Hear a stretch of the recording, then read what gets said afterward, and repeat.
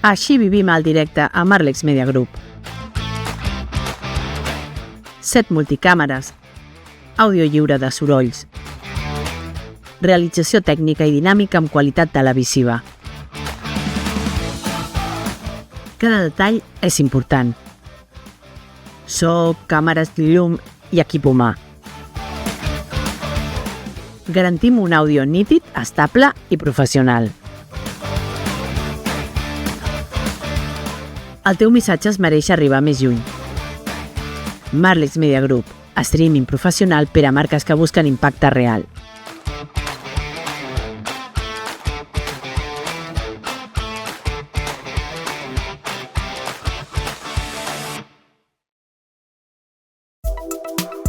Hoy en Ciencia Inédita, Francisco Javier Millán conversa con Rafael Clemente, ingeniero y divulgador científico. Partirán de la película Proyecto Salvación y desde allí viajarán entre la ciencia ficción y la tecnología posible hasta llegar a la nueva carrera espacial hacia la Luna. No te lo puedes perder. Estás en Ciencia Inédita. Bienvenidos y bienvenidas una vez más a Ciencia Inédita. Era inevitable que más tarde o más temprano hablásemos en nuestro programa sobre la película sensación de este año, sobre la película Proyecto Salvación. La película se estrenó a finales de marzo y ha causado una hecatombe en la taquilla, pero una hecatombe positiva, es decir, que se ha enfrentado nada más y nada menos que a grandes títulos taquilleros, como es el caso, permitidme la broma, de Torrente Presidente. De hecho, se ha convertido en el título norteamericano de mayor éxito en la taquilla española y todo un fenómeno, que además ya parte de un fenómeno literario y también gracias a Ryan Gosling, que es el actor protagonista que está frente a la cámara casi prácticamente en solitario. Yo para hablar de esta película no voy a estar en solitario como Ryan Gosling, pero sí que voy a tener en compañía mía a todo un experto, a un ingeniero llamado Rafael Clemente, que es además un divulgador de la ciencia y que fue nada más y nada menos que el fundador del Museo de la Ciencia de Barcelona. ¿Qué tal, Rafael? ¿Cómo estás? Pues encantado de estar aquí. Vamos a ver cómo me defiendo con esta charla, porque yo de cine la verdad es que no tengo demasiada idea. Pero bueno, pero fíjate, yo te conocí gracias a un artículo que lanzaste, que escribiste en El País, que colaboras con este periódico y con otros medios, hablando precisamente de las cuestiones científicas de esta película. Pero antes de hablar sobre ella, me gustaría un poco conocerte algo más. Y hay una cosa de tu biografía que me encanta, que es que dices que eres de la generación Sputnik, que eres de esos tiempos que vieron el Sputnik en el cielo. Bueno, verlo difícil, pero sí que sentirlo, ¿no? Porque fue una época fascinante donde daba la sensación como que todo estaba mirándose hacia el mundo del universo. Sí, yo tenía 12 años cuando lanzaron el Sputnik. Entonces era una edad justo la adecuada para empezar a entender un poco lo que estaba pasando. En fin, todos los chicos más o menos han querido en algún momento ser astronauta, y émulos de Flash Gordon y Diego Valor, que era la versión española de la época. Y claro, el hecho de que lanzasen un satélite que estaba dando vueltas y diciendo pip, pip, pip, pues realmente era la culminación. Realmente no fue la culminación, fue el principio, pero para nosotros nos parecía absolutamente maravilloso. Entonces, sí, viví el lanzamiento del Sputnik y por lo tanto viví la llegada a la Luna. He visto en alguna que otra película documental que hay gente que captaba el sonido del pi, pi, pi del Sputnik a través de la radio o incluso de los radioaficionados, ¿no? Sí, Barcelona fue uno de los primeros, si no el primer sitio desde donde se captó, porque los rusos, en este caso, se saltaron un poco las convenciones que había impuesto el Año Geofísico Internacional y eligieron una frecuencia de transmisión adecuada para que la pudieran captar los radioaficionados. Qué curioso, ¿no? Sí. Y eso provocaría toda una ola de misterio hacia ese satélite porque era algo novedoso, ¿no? Sí, gente viendo pasar el satélite, una estrellita brillante, que no era el satélite era demasiado pequeño, claro. Era el cohete. Era el cohete. Exactamente. Claro, que me hubiera gustado vivir toda esa época. Hay una película, por cierto, que se llama Cielo de Octubre, October Sky, sí, una película maravillosa que habla sobre un ingeniero, creo recordar, no me acuerdo del nombre, que es uno de los principales valedores, ¿no? del sistema de cohetes que luego llevaría al hombre a la Luna. Una historia muy bonita. Creo recordar que su ilusión es conocer un niño, que su ilusión es conocer a Von Braun, y al final lo conoce y creo que no se da cuenta de quién es. Sí, efectivamente. Una película que recomendamos desde aquí, desde Ciencia Inédita. Y también hay una cosa de tu biografía que me gustaría destacar, que es que fuiste el fundador del Museo de la Ciencia de Barcelona, que es una institución a la que yo le tengo mucho cariño, porque yo siendo niño, desde Zaragoza, me trajeron los padres escolapios a una exposición dedicada a los dinosaurios, y aquello me marcó hasta cierto punto de que ahora me dedico a temas de divulgación científica y también vivo aquí. Quiere decir que para mí fue doble ilusión, ¿no? ¿Qué recuerdas de aquellos tiempos, ¿no? del origen del museo? Bueno, el origen del museo fue una serie de casualidades en las que, bueno, de alguna manera me encontré en medio del proyecto. Yo intervine en el primer diseño, la dirección del museo, antes de abrirlo al público. Es decir, mi trabajo fue definir contenidos, definir un poco filosofía del museo. También incluye el montaje del planetario, que fue el primer, si recuerdo bien, fue el primer planetario público que hubo en España. Y bueno, una vez terminado el proyecto y entregado el proyecto, pues ya de alguna manera mi intervención en el museo quedó relegada a unas cosas esporádicas nada más. Pues gracias por esta gran, lo que hiciste, ¿no? Esta gran inversión que hiciste para la ciudad, ¿no? De nada, fue un placer literalmente. O sea, la frase se utiliza con mucha, como un comodín para todos los casos, pero en este caso la aventura del Museo de la Ciencia fue un placer, realmente. Antes me has dicho fuera de micrófono que fue una de las etapas más felices de tu vida, y gracias también por otorgar esa felicidad a los que acudimos al museo siendo niños. Bueno, me atrevería a decir que no fue una, fue la definitiva, ¿no? La única y definitiva. Bueno, vamos a entrar ya en la película que nos ha traído aquí, ¿no? Que nos ha hecho conocernos, que eso es lo más importante, ¿no? Que el cine una a la gente, ¿no?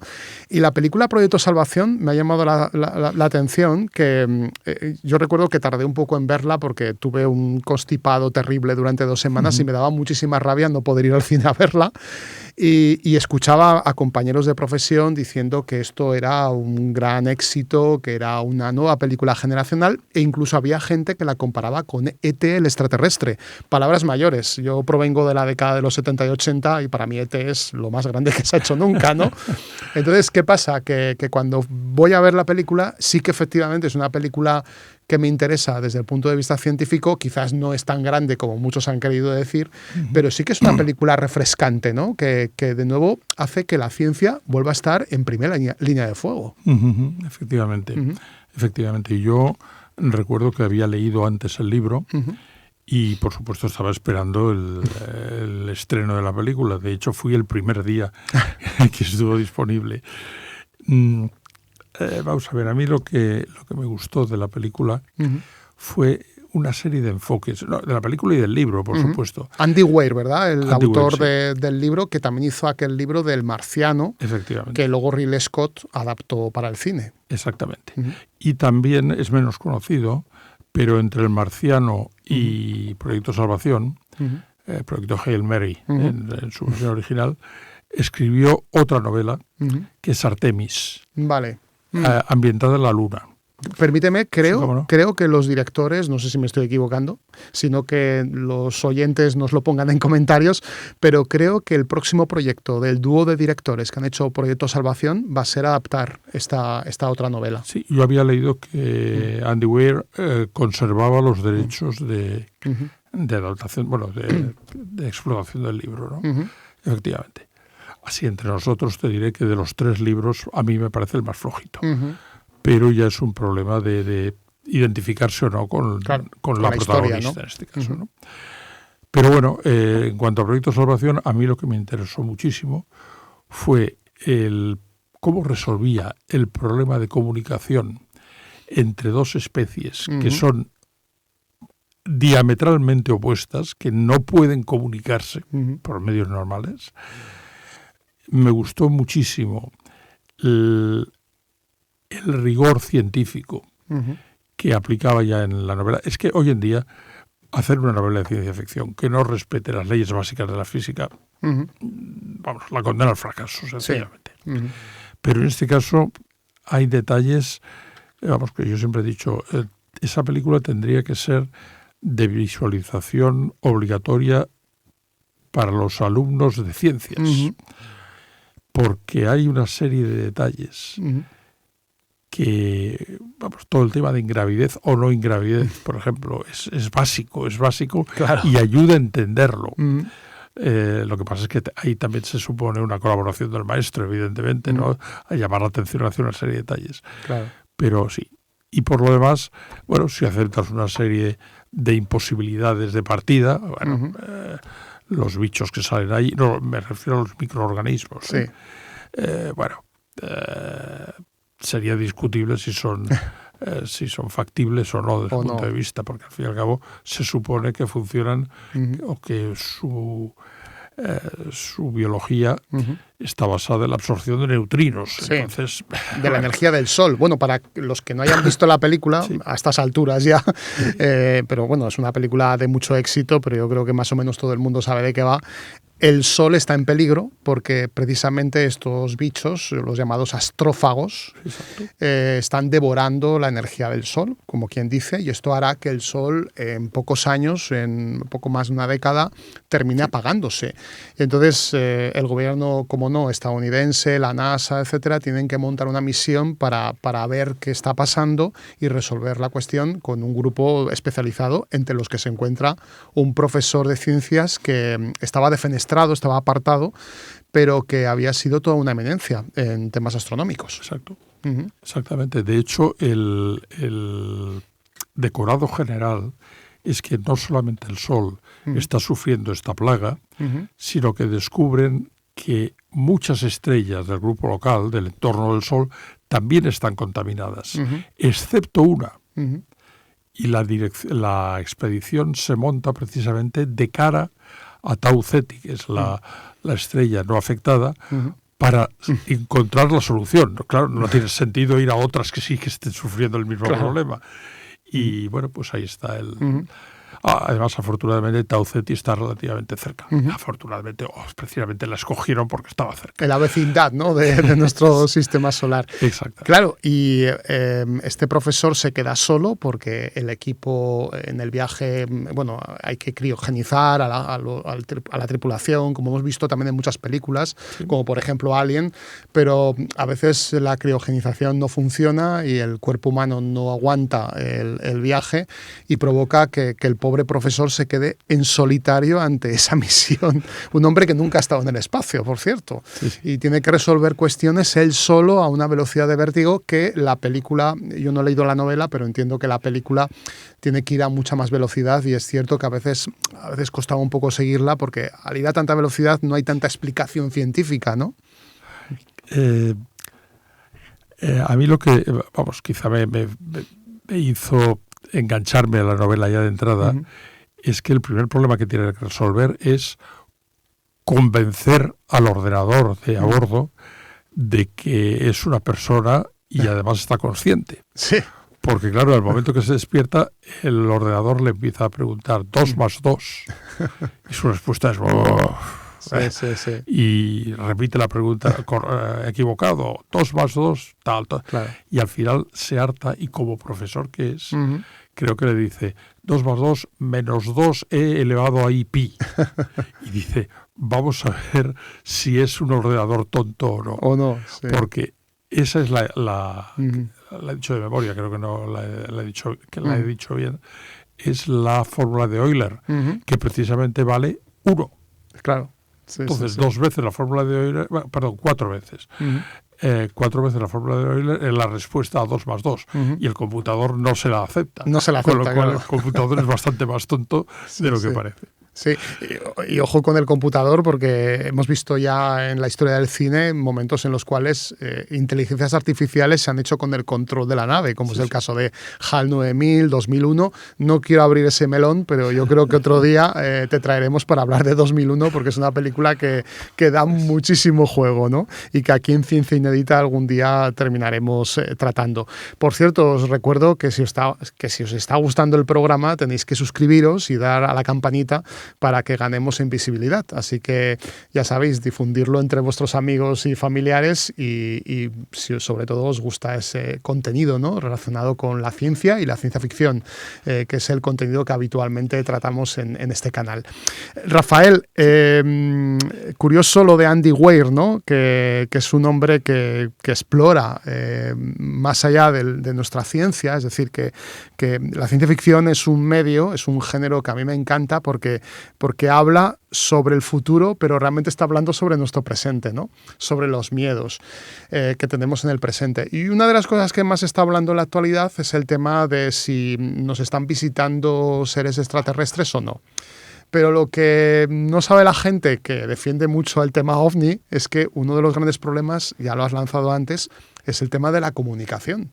¿Qué pasaría si realmente nos enfrentáramos con un ser como Rocky, que es este ser rocoso que aparece en la película, que nada tiene que ver con la imagen antropomorfa que nos han vendido en Star Trek o en Star Wars, ¿no?, sino que es un ser que encima su base no es el carbono, como es nuestra base, ¿no? Claro, el desafío de comunicación tendría que ser terrible, ¿no? Efectivamente. Pues, yo estoy convencido que si nos encontrásemos a Rocky al lado de la carretera un día caminando por ahí, lo primero que haríamos sería dar una patada. Sí, pisarlo, ¿no?, directamente. Exactamente, a una piedra. Claro. Y sí. bueno, claro, a mí me preocupa. Me ha hecho replantearme muchas cosas. El hecho de que hay organismos, hay especies que, caray, son más inteligentes de lo que parece. Uh-huh. Ya no estoy hablando de los delfines. O sea, últimamente he visto un par de reportajes sobre el pulpo. Sí. Uh-huh. El pulpo que alguien definió como que si viniera un extraterrestre a la Tierra sería... Lo más parecido. Su forma, exactamente. De hecho, hay un documental de Netflix que habla sobre la relación de un buzo con un pulpo y es extraordinaria esa relación de comunicación. La primera que hubo fue mi amigo el pulpo. Uh-huh. Y después, hace poco, dieron una película, uh-huh, está recién estrenada, de la relación de una cuidadora de acuario uh-huh, con el pulpo, visto desde los ojos del pulpo. Es decir, el pulpo es la voz en off, claro, que va diciendo, bueno, pues ahora parece que viene a limpiarme el acuario, o lo que sea. Entonces, caray, son bichos con una inteligencia importante, o sea, es una inteligencia capaz de resolver problemas. Uh-huh. Es clásico el ejemplo del pulpo que sabe desenroscar una Sí, tapa una roscada tapa para comerse lo que hay dentro. Uh-huh. Y nos estamos comiendo el pulpo a la gallega. Sí. Entonces dices, Uh-huh, bueno, el pulpo ya está muerto, quiero decir, uh-huh, no tiene solución, pero uh-huh. es como comerse un filete de delfín. Claro. Sí, efectivamente. Hay una inteligencia allí que todavía no sabemos descifrar, ¿verdad? Exactamente. Sí, y bueno, en el caso de Rocky, pues ya te digo, es una piedra con patas. Uh-huh. La mayor parte de gente, como te digo, lo primero que haría sería darle una patada. Sí. Lamentablemente, sí, porque la humanidad tiene a veces esa inquina, ¿no?, hacia lo que desconocemos o que no comprendemos, ¿no? Pero el caso de Rocky es paradigmático porque es un extraterrestre diferente a lo que hemos visto en el pasado en el cine, muy diferente. Y el astronauta, bueno, en este caso el profesor Ryan Gosling, tiene que adaptar la nave a la atmósfera, que esto es una cosa que yo siempre me río con los fans de Star Wars, ¿no? Que cuando bajan a un planeta no necesitan de ninguna máscara ni nada, que viajan de un planeta a otro como el que viaja con Ryanair a cualquier país europeo, ¿no? Sí. Bajan y suben de las naves sin ningún tipo de equipamiento extra, que es lo que necesitaríamos para poder soportar ciertas atmósferas. Bueno, y en esta película se muestra muy bien, ¿no? No solo eso, sino que hablan con todos los habitantes con un inglés shakespeariano. Exacto, perfecto. Exacto.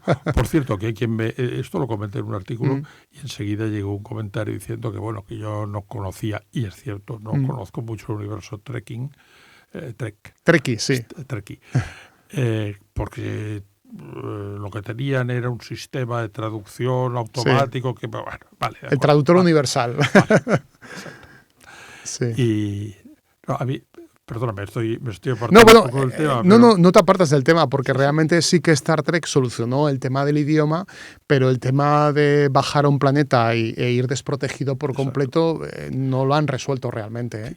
A mí me parece una solución mucho más elegante la de Adams, el autor de la guía del autoestopista galáctico, trilogía en 5 volúmenes. Sí, que también hay adaptación cinematográfica. Bueno, exacto. Bueno, mejor que no hablemos de mejor que no hablemos de ella. Muy penosa.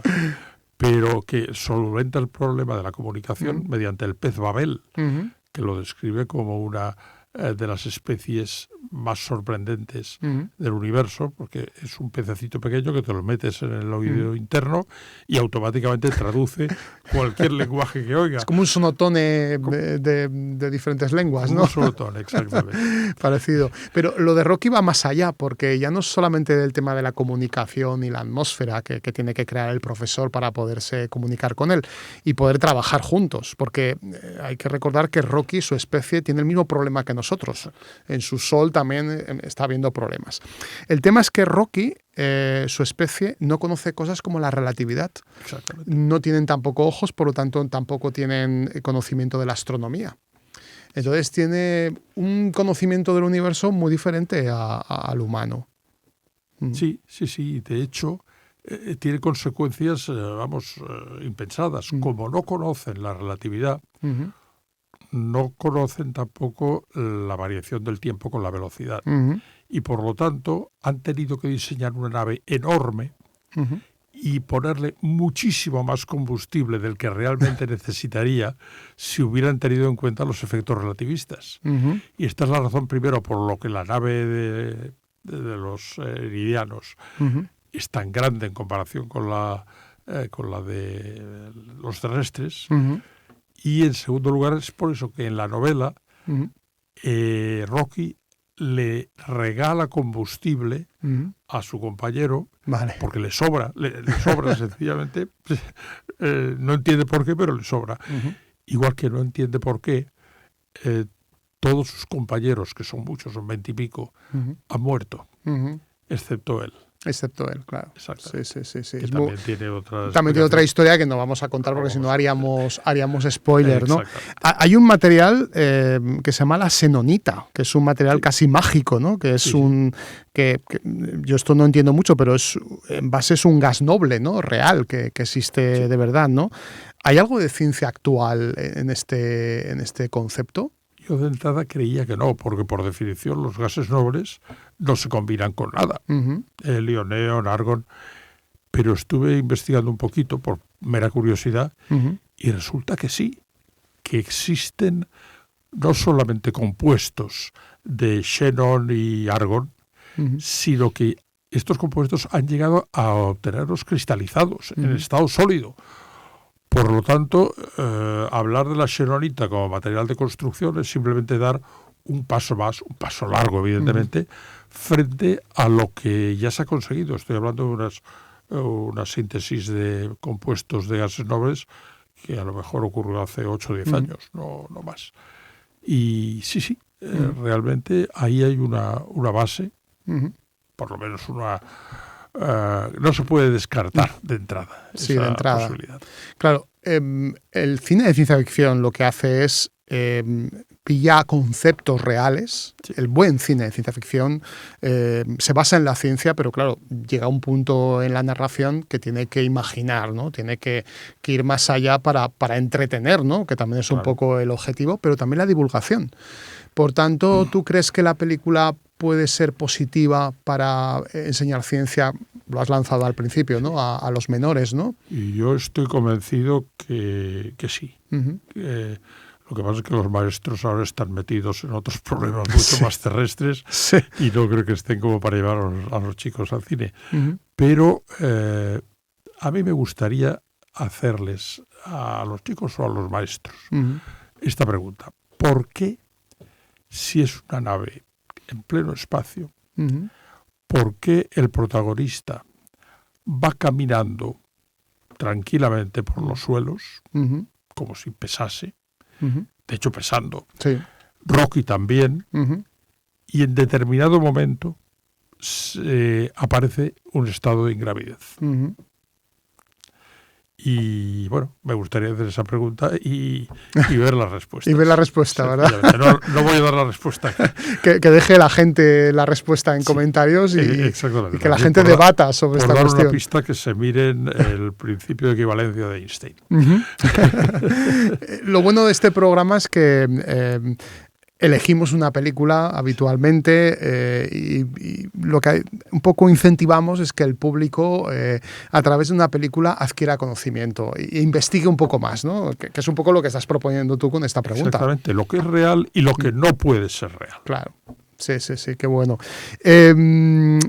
Esta película, que yo creo que está marcando bastante un poco el devenir de la taquilla de este año, ya veremos si luego se convierte en la película de mayor éxito, aunque bueno, va a haber otras como El Día de la Revelación de Spielberg y demás que van a dar mucho que hablar también a partir de dentro de unas semanas. ¿Tú crees que sí que realmente va a hacer una historia dentro de lo que es el género? Porque claro, es un género con muchísima tradición, con películas como 2001, Interstellar, por ejemplo, de Christopher Nolan. Con Interstellar yo creo que está ahí. Lo que pasa es que yo creo que es una película que habla más cercana al público. Interstellar es una película un poco más hermética, ¿no? Exacto. Interstellar, caray, está rabiosamente basada en hechos reales, como dicen, o en fenómenos reales. Caray, contrataron a Kip Thorne. Sí. De asesor, y Kip Thorne después fue un premio Nobel. No lo sé. Y yo creo, estoy contigo en que Proyecto Salvación cae más dentro de las películas familiares. El extraterrestre apenas tenía ciencia ficción, simplemente tenía unos bichos, unos botánicos extraterrestres que venían a recoger plantas, y nada más.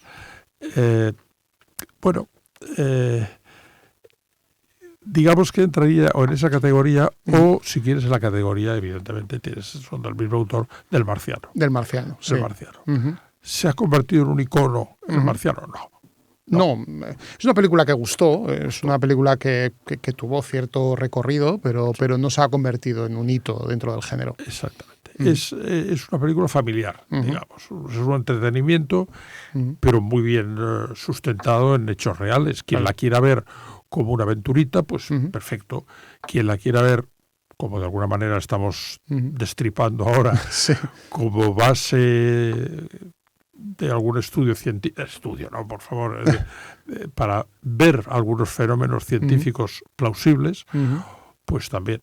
Que el Marciano tiene, paralelismos con este Proyecto Salvación, porque también es un hombre en solitario, que en este caso se queda atrapado en Marte, y creo recordar que era botánico, ¿verdad? Que era un hombre que empezó a crear su propia atmósfera dentro de una cápsula para poder sobrevivir y cultivar plantas. Sí, efectivamente, es así. Y casi te diría que la tercera película de la que hemos hablado antes también es por el estilo. Es un protagonista rodeado de algunos personajes, pero que son un poco el coro. ¿No? Igual que la actriz, no recuerdo su nombre, que interviene en Proyecto Salvación. Bueno, está allí, es un papel importante, pero orbita alrededor. De hecho, se ve en flashbacks, se ve en escenas aisladas, independientes, un poco para entender el contexto tanto científico y también la obligación, porque hay que decir que al protagonista le obligan a subir a la nave. Sí, literalmente. Bueno, él no tiene su intención, ¿no? De hecho, rechaza el proyecto, no quiere estar ahí y él está muy cómodo enseñando a sus alumnos, cosa que al final de la película ocurre, ¿no? Que es muy bonito ese final. Bueno, no lo vamos a contar. No se trata de destriparlo, pero digamos que el final es casi es lo mejor de la película. Sí.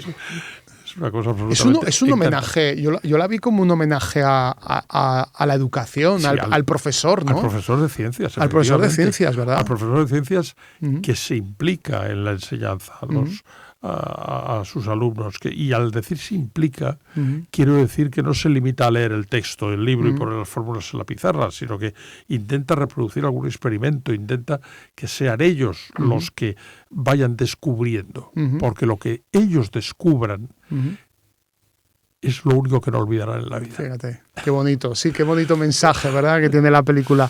Y no quería acabar esta entrevista sin hablar contigo del nuevo libro que has publicado, ¿no? Que está disponible en librerías ya o en Amazon, ¿no? En Amazon. En Amazon, ¿verdad? De momento. Se distribuye a través de Amazon exclusivamente, de momento por lo menos. El título, corrígeme, creo que es Robots hacia la Luna, la exploración robótica de nuestro satélite. Exactamente, Robots hacia la Luna. ¿Qué está pasando con la Luna? Que otra vez estamos empeñados en volver. Siempre estaba la duda de por qué no volvemos y ahora de nuevo parece que la administración Trump está obsesionada en regresar, ¿no? Bueno, por la misma razón que la administración Kennedy puso en marcha el programa Apolo.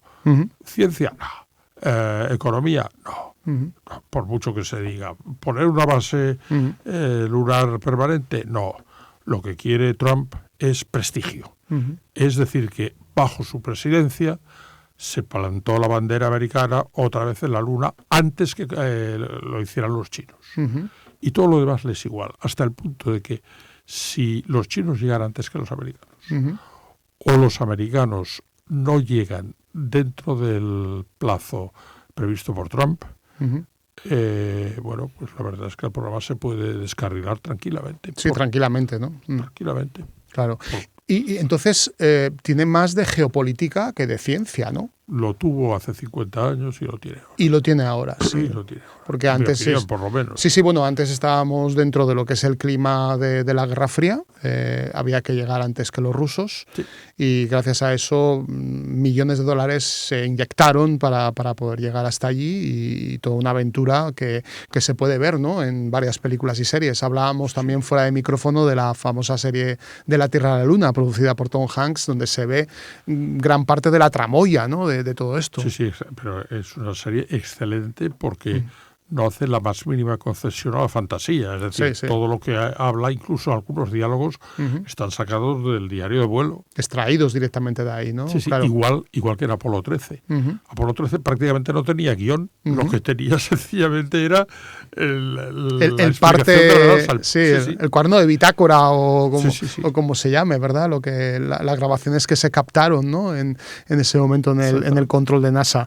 Y se está diciendo que hay ahora una obsesión también, no solamente geopolítica, sino también por los recursos. Se habla de llegar a asteroides, llegar a otros planetas, simplemente por quitar los recursos. Es una nueva quimera del oro, se está hablando, que puede que surja prácticamente la década que viene. Sí. Bueno, esto de momento evidentemente es solamente ciencia ficción, pero en este momento hay una sonda en camino a un asteroide llamado Psyche. Para más confusión, la sonda también se llama Psyche. Y acaba de pasar frente a Marte en camino hacia el cinturón de asteroides. Psyche tiene una característica, que es que es un asteroide metálico. No es un asteroide de basura o de restos de silicatos como la mayor parte de asteroides que se han visitado hasta ahora, sino que este parece provenir del núcleo de un planeta o haber sido la semilla donde se habría formado un planeta, alrededor de la cual se hubiera formado. Ha habido quien ha calculado no sé si eran 5.000 septillones de dólares el valor del hierro, del níquel, etcétera, y del oro que puede haber ahí. Me parece muy bien. Claro. Ahí lo tienes, tráelo. Tráelo, a ver cómo lo traes. Sí. Eso en primer lugar. Pero bueno, En el momento que lo traigas, a pedacitos si quieres, el valor del níquel, del hierro y del oro se va a desplomar. Se va a desplomar, sí, porque habrá mucho material y al haber mucho, claro, al haber mucha oferta, claro. Evidentemente. Sí, es curioso este planteamiento. Claro. Entonces, en la Luna, ¿qué recursos hay? Pues hay aluminio. Por cierto, el aluminio jugará un papel importante en la novela de Artemis, de la que hemos hablado antes, en la película. Todo el mundo dice que hay una cosa importantísima, que es el helio 3. Formidable. El helio 3, combustible para las centrales nucleares de fusión, como Kandarash o como la que están haciendo los chinos ahora, que no sé ni cómo se llama. Bueno, perfecto. Sí, es el combustible mágico que no produce contaminación y que ofrece energía ilimitada para el futuro. Perfecto. ¿Dónde están las centrales que lo puedan utilizar? Kandarash. Kandarash es experimental, no es industrial. ¿Y cuándo estará lista Kandarash? Dentro de 30 años. Kandarash siempre estará a punto dentro de 30 años, desde que empezó a construirse. Está siempre a punto, pero nunca llega. Siempre faltan 30 años. Sí. Entonces, bueno... es como la Sagrada Familia de las centrales, ¿no? Por lo menos lo han terminado. Lo han terminado ya, sí. Y bueno, pues económicamente... Y agua, fantástico. El agua convertirá a la Luna en la gasolina del sistema solar. Bueno, el agua... Primero hay que extraerla. Lo que hay en la Luna no es agua cristalina, sino barro, hielo mezclado con barro. Hay que depurarla, por supuesto, para consumo humano, o bien para electrolisis. Hay que electrolizarla. ¿Cómo y de dónde vamos a sacar la energía? Bueno, pues ya están hablando de enviar reactores nucleares a la Luna. Bueno, claro, es que no tiene otra forma, ¿no?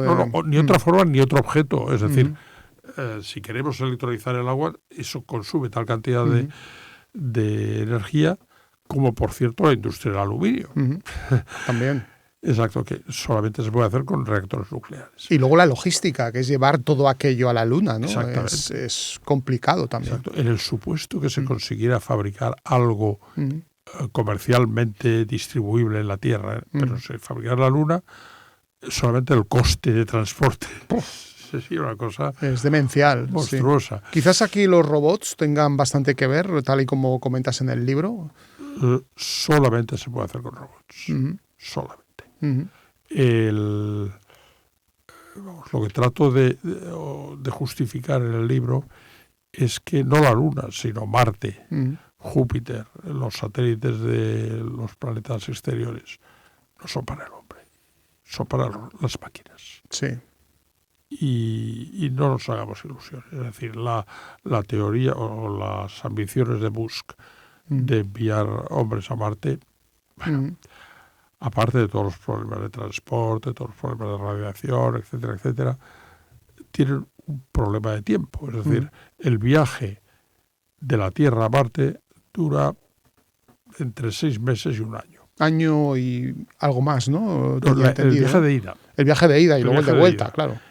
Entonces, una vez lleguen a Marte, no pueden plantar la bandera y volver, sino que tienen que esperar a que Marte se coloque en posición adecuada para lanzar a la Tierra, cosa que ocurre cada 2 años aproximadamente. Sí, que esté alineado, ¿no? con la Tierra. Exacto, porque de Marte a la Tierra o de la Tierra a Marte no se va en línea recta, se va siguiendo prácticamente un arco de circunferencia. Entonces, si estamos, en el mejor de los casos, con 6 meses para ir, 1 año de espera a que se alineen y otros 6 meses, siendo muy optimistas, para volver, estamos hablando de misiones de 2 a 3 años. A 3 años, duración. Sí. Oiga, no lo hemos conseguido aún ni en la Tierra, ni en la estación espacial. la tripulación debería estar muy preparada, no solamente a nivel científico, sino también psicológico. Ni más ni menos. Los rusos hicieron experimentos y, vamos, al cabo de 4 días, los astronautas simulados estaban tirando la yugular. Sí, tirándose los pelos, por decirlo así suave, ¿no? Sí, efectivamente. Sí, además es que siempre se ha hablado, ¿no?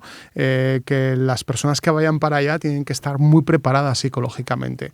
De hecho, en algunas películas se ha visto que tienen que ser personas que a veces se eligen, personas que no tienen familia, que no tienen ningún tipo de punto emocional con nadie en la Tierra, es decir, gente que no tiene nada que perder en este sentido, ¿no? Si algo saliera mal. Es curioso esto. Y claro, los robots tienen mucho que ver en esta historia, y la inteligencia artificial, claro. Sí, claro. Cuanto más inteligente sea el robot, más partido se le puede sacar. Pero yo lo que quiero decir, y por eso he escrito este par de libros, uno sobre la Luna y el anterior que iba sobre los planetas, las misiones a los planetas, es que es la única manera razonable de llevar adelante una exploración permanente. El Curiosity y el Perseverance, que son los 2 robots más sofisticados que hay en Marte, pues no sé si en este momento llevan 5 años corriendo por allí. Uno de ellos, el Perseverance, el otro más, porque van alimentados con reactor nuclear. Claro, que nos envían unas fotografías impresionantes. Efectivamente. Sí. Bueno, pues son nuestros ojos allí, nuestras manos allí. Y el Perseverance se ha dedicado a recoger, creo que son 30 o 40 muestras, dejarlas preparadas en tubitos estériles, por supuesto, tubitos cerrados. Estancos, ¿no? Herméticos, y los ha ido dejando en el suelo para que una futura sonda que se tenía que hacer en colaboración entre Europa y Estados Unidos, vaya allí, aterrice, los recupere y los traiga a la Tierra. O sea, un plan tan fantástico, cuando se planteó hace un montón de años, que ahora no hay dinero. Claro. La NASA ha decidido que es un sistema muy caro, hizo una propuesta para que quien tuviera una idea que la dijera. Como un concurso público. Sí, literalmente. Si a alguien se le ocurre cómo traer esas muestras, pues que lo diga. Que lo diga. No hubo nadie y se ha abandonado. Ahora hay 40 tubos de muestras en Marte. Hay tirados. Hay tirados esperando que alguien los recoja. Siempre el ser humano dejando basura allá donde va y también en Marte, ¿no? Sí. Estaría bien que los chinos enviasen una sonda. Y fueran ellos quienes recuperaran las muestras, sí, sería interesante. Claro, que podría pasar, porque China cada vez está más fuerte en el tema de los viajes espaciales y nos pueden dar una sorpresa. Por favor, China ha sido el único país que ha aterrizado en Marte a la primera. Y el único país que ha aterrizado con los 3 elementos básicos. El orbitador, que ha enviado un orbitador, un aterrizador y un rover en la misma misión. De la misma misión. El Zhurong, que estaba corriendo por ahí. Bueno, es obvio que podrían hacerlo perfectamente, hacerlo, ¿no? Desde luego. Y ya por ir concluyendo, que estaría contigo un montón de tiempo, porque una de las cosas que más me fascina es el viaje espacial. O sea, porque, claro, yo que soy hijo de Star Trek y de Star Wars, pues luego te enfrentas con la realidad y te das cuenta que el viaje interestelar, el viaje a velocidad de luz, todo eso es plena fantasía, de momento inalcanzable por el ser humano, y parece que para rato que tenemos, ¿no? El tema. Te voy a preguntar una cosa desde la perspectiva de alguien que vivió aquella época del Sputnik, la llegada del hombre a la Luna y tal. Recuerdo que mi madre siempre me decía que una de las cosas que se contaba mucho después del viaje a la Luna es que el siguiente paso iba a ser Marte. Claro. Que eso se dijo, ¿no? En el 69 dijo, los presidentes de aquella época y demás lo dirían, que el siguiente, dentro de unos años estamos en Marte. Claro, fue al final una gran decepción, ¿no? El hecho de no llegar, ¿no? De no alcanzar el objetivo. Bueno, la verdad es que nunca se habían propuesto el objetivo en serio. Sencillamente porque no había aliciente. Estábamos hablando del prestigio nacional. Claro. Bueno, ya habían llegado a la Luna, habían ganado la carrera, pues ya está. A partir de ese momento, los diferentes presidentes fueron poniendo en marcha sus propios programas a más honor y gloria de ellos mismos. Nixon canceló 3 vuelos Apolo para dedicar los recursos a Skylab y al transbordador espacial. Por cierto, Nixon era el que estuvo en Cabo Kennedy cuando despegó el Apolo 11. Era el presidente activo en aquel momento. Es decir, que se puso la medalla que había sembrado, por decirlo así, Kennedy. Pero bueno, el transbordador voló 130 veces, pero fue un desastre. No cumplió las expectativas que se había hablado de que cada semana volaría un transbordador. No. Que sería baratísimo, tampoco lo fue. O que habría turismo. Bueno, sí, el transbordador no se hablaba todavía de turismo, pero en fin, lo que hizo sí fue crear la estación orbital, que dentro de pocos años la van a desorbitar y que solamente quedará la China. También interesante eso. Después del transbordador, que como digo lo retiraron después de que hubiera matado a 14 personas en 2 accidentes, bueno, pues llegaron sucesivos proyectos de la mano de sucesivos presidentes. Bush padre puso en marcha el proyecto Volver a la Luna o algo por el estilo, que se canceló. El Bush hijo lo canceló el siguiente presidente. Bush hijo puso en marcha el Constellation, que fue la semilla donde creció, por decirlo así, la cápsula Orión, que se está lanzando ahora. Obama se cargó el programa Constellation respetando solamente unos pocos restos, el cohete, el SLS, que está totalmente fuera de época, es decir, es un dinosaurio. El SLS es un cohete obsoleto en un momento que Musk está lanzando cohetes recuperables. Bueno, Musk y Bezos, los dos. Obama propuso ir a los asteroides. Después de Obama, Clinton propuso ir a los asteroides, Obama se cargó el proyecto de los asteroides, propuso otra cosa distinta, y así hasta que Trump, en un momento de ingenio, de aquellos que tiene él, decidió que de pronto había que poner, como dijo él, boots on the moon, botas en la luna, huellas. Vamos allá, ¿no? Exacto, huellas en la luna. Lo que verdaderamente le importaba era lo que decíamos antes, o sea, plantar la bandera. La pisada. Exactamente. Plantar la bandera norteamericana. Exactamente. Claro. Y así estamos. Y así estamos otra vez volviendo a repetir los mismos errores del pasado, ¿verdad? China, en cambio, como no eligen presidente cada 4 años, para desgracia de ellos, o para suerte, no se sabe, tiene una visión de futuro mucho más lejana. Sí. China trabaja a 20 años vista. Marca un objetivo y no cambia. Y el resultado es el programa espacial chino. Eso es. Que ha repetido exactamente la evolución del programa espacial de la NASA, el programa Mercury, programa Gemini, encuentro en órbita, paseo espacial, estación espacial y lo siguiente la Luna. Y volverán a la Luna en el año 2030. ¿Por qué? Porque han dicho que volverían en el 2030. Y así estamos. Así estamos. La NASA, evidentemente, tiene una fecha ineludible, que es 2029. O sea, porque si no, si llegan los chinos antes... Claro. Es una deshonra. Bueno, ya tienen prevista la excusa. Dicen, nosotros llegamos hace 50 años. Sí, ¿para qué?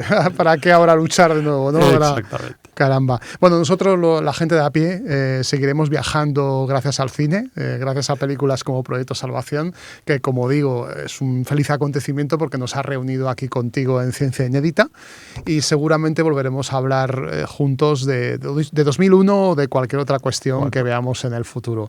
Así que muchísimas gracias por estar aquí con nosotros. Te regalamos el merchandising de Ciencia Inédita, que es este vaso de Marlex Media Group, ¿vale? Estupendo. Y ahí lo tenemos, lo tenemos aquí ya preparado, porque Perfecto. Este es el que tenemos de adorno en el estudio, lo tenemos aquí preparado en plan paquete regalo. Me lo llevo encantado, sí señor. Y un placer hablar contigo, y un placer porque es doble, por lo que te decía, ¿no? Que siendo niño yo pude visitar tu museo y yo creo que algo hizo, ¿no? Esa visita para estar aquí juntos. juntos de nuevo, ¿no? Quiero creer que sí. Sí.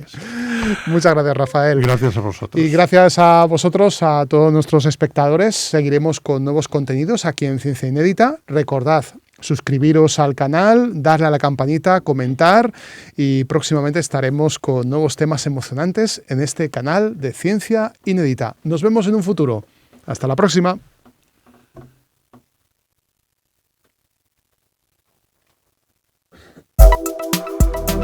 Gracias por haber llegado hasta el final de este vídeo. Nos preguntamos si existe algún tema que te gustaría conocer un poco más o a qué entrevistado te gustaría ver sentado aquí en este programa. Déjalo en los comentarios y si puedes, suscríbete. Es gratis y nos ayudas mucho. Hasta la próxima.